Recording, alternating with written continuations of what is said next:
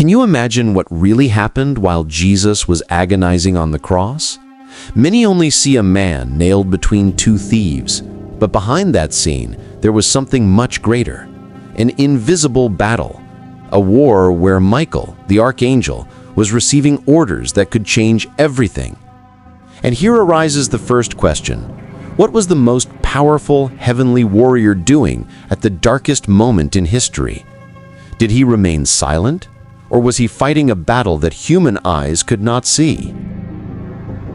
Listen to this. What I'm going to tell you, you won't hear in any common preaching. Don't make the mistake that many make at the beginning, thinking that the cross was only a human act. Stay until the end, because you will discover which demons were defeated that day, what orders Michael received, and how this story will change the way you look at the cross forever. And before we begin, subscribe and join us. Together, we will reveal what others prefer to keep quiet. Father, forgive them, for they do not know what they are doing. Luke 23:34. Jesus uttered those words from the cross, with the nails piercing his hands and feet. But stop for a moment and think with me. Do you really believe those words were heard only by the Roman soldiers and the mocking crowd? Or did they also resonate in the deepest parts of heaven and hell? At that moment, while the Messiah was lifted up on the wood, something was moving in the invisible world. And here comes the uncomfortable question. What was Michael, the prince of the heavenly armies, doing at the darkest moment in history? Did he remain silent? Or was he fighting a battle that human eyes could not see? Pay attention, because what I'm going to reveal to you now is not what is taught in a common mass. The Gospels show us the visible part: cries, insults, darkness covering the land. But what was happening in the spiritual realm? Don't be fooled. There was no silence. There was war. There were direct orders from above, and Michael, the Archangel, was the one in charge of carrying them out. Michael is not just any angel. He doesn't appear every day in the Bible, but in critical moments, when there is war, when there is direct confrontation with the forces of evil. His name means, "Who is like God?" It is the battle cry against everything that opposes the Most High. So at Calvary, when it seemed that heaven was silent, Michael was not still. He received clear orders to watch over the fulfillment of the sacrifice, to prevent darkness from altering the plan, and to defeat the demons that were trying to break the faith of those around the cross. And here is the irony. Men thought they had control. The Romans believed they were executing a criminal. The religious leaders thought they were getting rid of a problem. But the real battlefield was not on earth. It was in the air, in the invisible, where Michael deployed the heavenly armies. Don't make the mistake that many make at the beginning, thinking that the cross was only a human act. Imagine the disciples. The one who had walked on water was now hiding. Peter, the very one who swore never to deny, had failed. All were on the verge of collapse. Problem: fear could destroy the small community of believers before the church was even born. Solution: Michael and his angels were fighting an invisible battle so that faith would not be extinguished completely. And here I stop to ask you, how many times have you yourself been on the verge of giving up, believing there was no hope? Could it be that there were also angels fighting for you in moments you never even saw? The Bible speaks of principalities, powers, rulers of the darkness, and spiritual hosts of wickedness. Ephesians 6:12. Do you think that on the day of the crucifixion, they were on vacation? Not at all. The demons surrounded Calvary like birds of prey, spirits of mockery in the lips of the soldiers, spirits of unbelief in the crowd that said, "If you are the Son of God, come down from the cross." Spirits of hopelessness that made the disciples feel that everything was over. And there was Michael, deploying his hosts, blocking the direct influence of those entities on the divine plan. Look closely, because this is something that left me amazed.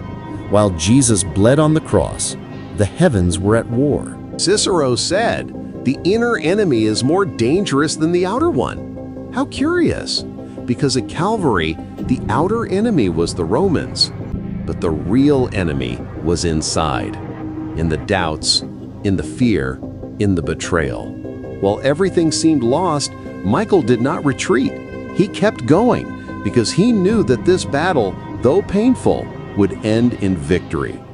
These historical quotes remind us that humanity's greatest moments are always decided in the midst of chaos. Another problem, mockery. The people said, "He saved others, but he cannot save himself."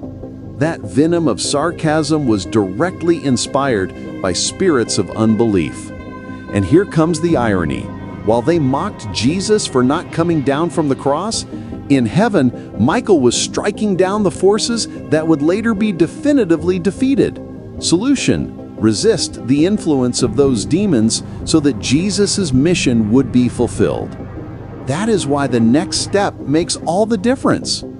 Christian tradition calls him the Prince of Israel, the guardian of God's people. How could he not be present at the moment that the eternal covenant was being sealed? Think about this. If in the book of Daniel, Michael fights to release a prophetic message, how could he not fight on the day when the Son of God gave his life? The enemy wanted to darken everything, but Michael was there, ensuring that the sacrifice was not interrupted. The sun grows dark, the earth trembles, the temple veil is about to be torn. From below, all see chaos. From above, the battle reaches its fiercest point. And here arises the great threat, Satan himself. We are not talking about simple demons of mockery or fear.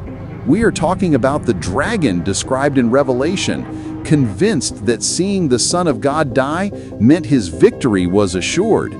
This is not for weak hearts. What was happening in the invisible was the most brutal confrontation ever seen. Satan was not only seeking Jesus' physical death, he wanted to annul the spiritual meaning of that sacrifice. How?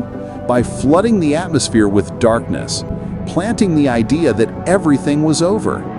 If the cross was a physical Calvary for Jesus, in the invisible, it was a cosmic Calvary.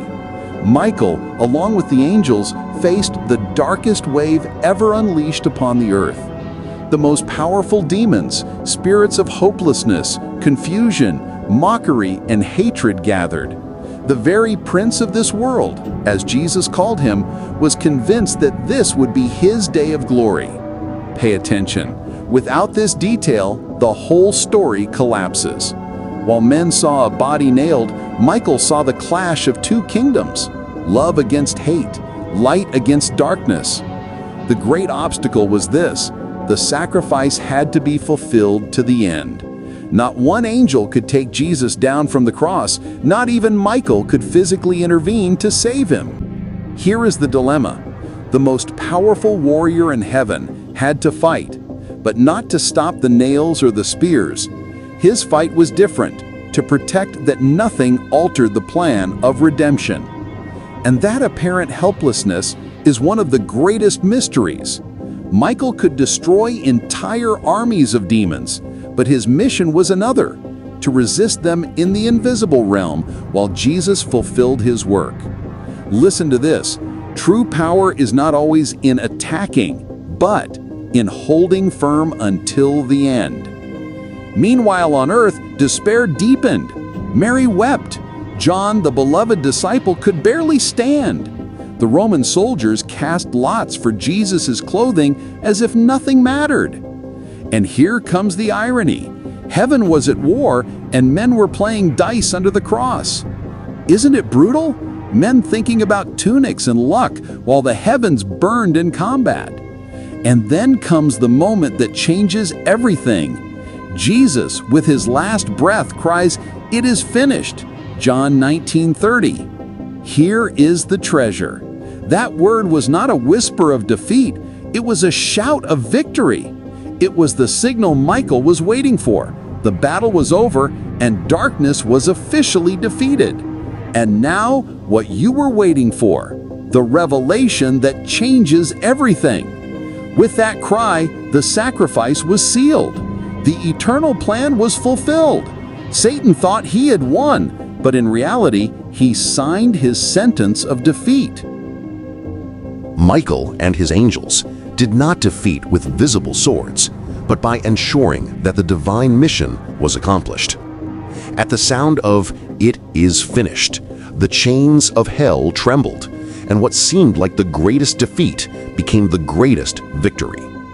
The demons who had celebrated were scattered. The mockery fell silent. Fear began to lose its strength. The dragon had been defeated, even if he did not fully understand it at that moment. This is something that left me amazed. Heaven's greatest victory was disguised as defeat on earth. See it this way. While the soldiers thought they had finished with an inconvenient preacher, Michael knew this was the beginning of an eternal kingdom. While the demons celebrated death, Michael was watching the plan of redemption remain intact. The greatest irony in history, Satan dug his own grave by believing he had won. With the death of Jesus, the veil was torn. That means direct access to God, victory over darkness. And although the resurrection had not yet occurred, the battle was already won. Michael, as heaven's general, had fulfilled his part. The sacrifice was not interrupted. The demons were contained. The plan continued on course. And here I stop to speak directly to you. If this story is opening your eyes, don't leave it here. Subscribe, comment what you think about this invisible battle, and share this video with someone who needs to remember they are not alone in their struggles. Because just as Michael fought then, there are also invisible battles being fought for you today. And believe me, what's coming in the conclusion of this video will leave you thinking all night. For we do not wrestle against flesh and blood, but against principalities, against powers, against the rulers of the darkness of this age, against spiritual hosts of wickedness in the heavenly places. Ephesians 6:12. And now you see it with different eyes, don't you? The crucifixion was not just a human spectacle. It was a battlefield where the invisible became more real than ever. While the crowd shouted, while the soldiers laughed, while the sky darkened, Michael was there, fulfilling a mission that no one could see. Fear tried to dominate, and Michael contained it. Mockery tried to sink faith, and Michael resisted. Despair wrapped everyone, and yet the divine plan remained intact. And look closely at this. What seemed like defeat was in reality the greatest victory of all time. The irony of all this is brutal. Satan thought he had won when Jesus breathed his last. But in that very instant, with the cry, "It is finished," the defeat of hell and the victory of the cross were sealed. Michael, heaven's warrior, did not need to appear with visible swords. His victory was to guarantee that the eternal plan was fulfilled without interruption. And what does this mean for you? That while you think you are alone in your struggles, the reality is that there are invisible battles being fought in your favor. That just as Michael protected God's plan at Calvary, so too today the heavens move so that you are not overcome by fear, despair, or the mockery of the world. And now what you were waiting for. If you made it this far, it means you hunger for truth, and that already sets you apart from the majority. So here comes my call. Don't remain just a spectator. Subscribe to the channel, comment what you think about this invisible battle, and share this video with someone who needs to know they are never alone in their struggles. Because here, we will continue discovering together the mysteries that others prefer to keep silent.